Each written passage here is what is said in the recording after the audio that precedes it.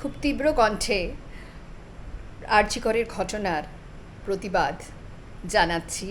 এবং এই ঘটনা আমাদের সবাইয়ের মনে এত মানে লজ্জা, দুঃখ, ঘৃণায়, রাগ এনে দিয়েছে, সে তো বলারই নয়। এবং জনগণ ভীষণভাবে সোচ্চার হয়েছে। জনগর্জন যে কী জিনিস সেটা সারা বিশ্বের মানুষ দেখেছে। আর এই প্রতিবাদ শুধু পশ্চিমবঙ্গে নয়, পশ্চিমবঙ্গের যেমন সারা দেশ জুড়ে, দিল্লি, মুম্বাইয়ের মতো বড় বড় শহর এবং ছোট ছোট নানা শহরেও কিন্তু ভারতবর্ষে দেখা যাচ্ছে।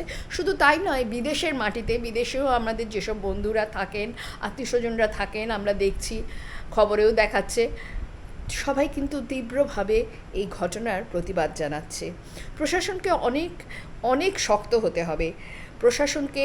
প্রশাসনের কাছে আমাদের এটাই দাবি, যেন ভবিষ্যতে এইভাবে কোনো মেয়ে তার জীবন না হারায়। শুধু কি মেয়ে, কিছু মানে এই তো গত বছর এই অগাস্ট মাসে, আচ্ছা অগাস্ট মাসটা আমাদের কাছে কত গর্বের ছিল। তাহলে কি একের পর এক এরকম ঘটনা ঘটতেই থাকবে?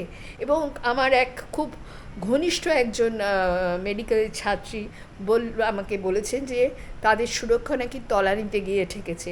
তার মানে মোটামুটি সব হাসপাতালেই এইরকম অবস্থা। এবং কম বেশি হয়তো কিছু জায়গা আছে ভালো, আমি সব জায়গায় বলছি না, কিন্তু অনেক জায়গায় অনেক অসুবিধা আছে। এগুলো তো প্রশাসনকে দেখতে হবে। আপাতত সিবিআইয়ের হাতে তদন্তের ভার। আশা করি তারা ঠিকমতো তাদের দায়িত্ব পালন করবেন এবং দোষীরা যেন শাস্তি পায়। সাধারণ জনগণ কিন্তু এবার ভীষণভাবে এই ঘটনার সঙ্গে নিজেদের জড়িয়ে ফেলেছে। জনগর্জন যে কী জিনিস আমরা তো দেখতে পাচ্ছি। এবং গত মানে স্বাধীনতার পূর্ব রাতে, স্বাধীনতার রাতেই বলতে গেলে, স্বাধীনতা 15ই আগস্ট, 14ই আগস্ট আর 15ই আগস্টের যে সন্ধিক্ষণে, সেই সময় আমরা দেখেছি পশ্চিমবঙ্গের জায়গায় জায়গায় রাত দখলের অভিযানে মেয়েরা বেরিয়েছিল। তাদের সঙ্গে অনেক পুরুষরাও হেঁটেছেন।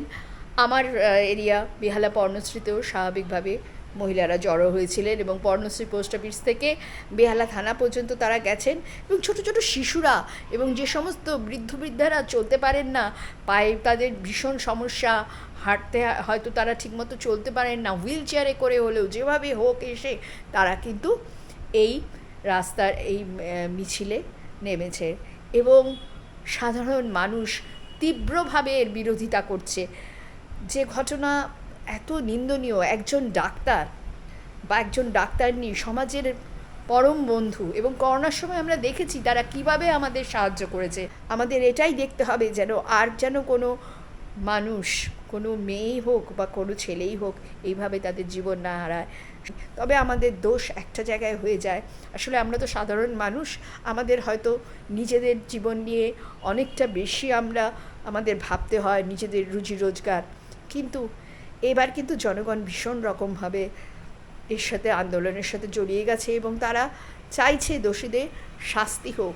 কীভাবে হবে, কীভাবে তা প্রমাণ করা যাবে, ওপরতল মহল থেকে নিচ মহল পর্যন্ত কারা জড়িয়ে আছে, এসব দায়িত্ব সিবিআইয়ের হাতেই তুলে দেওয়া হয়েছে। তাদের কাছে আশা রাখি তারা নিশ্চয়ই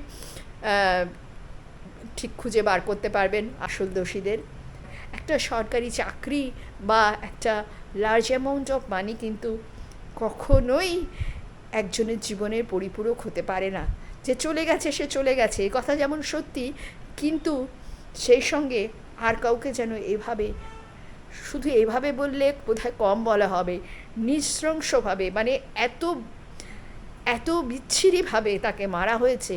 হ্যাঁ, এইটা যেন আর কোনো দিন এরকমভাবে কোনো রিপিটেশন না হয়, কারোর যেন এইভাবে অকালে মৃত্যু না আসে। মানুষ আজ এত বর্বর হয়ে গেছে যে মানুষের সাধারণ মনুষ্যত্ব চলে গেছে। আমরা তীব্র ভাষায় সাধারণ জনগণ সবাই এর বিরুদ্ধে ধিক্কার জানাচ্ছি। We want justice.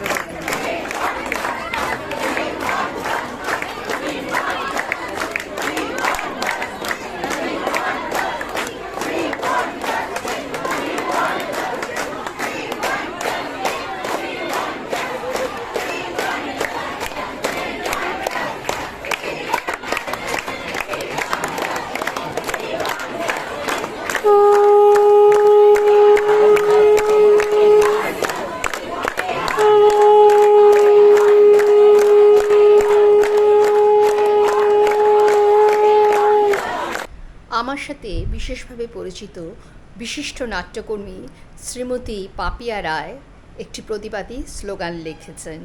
আর এই স্লোগানটি নিয়ে আজ 17ই আগস্ট কলকাতার রাস্তায় ডাক্তাররা বেরিয়েছিলেন তাদের প্রতিবাদী মিছিলে।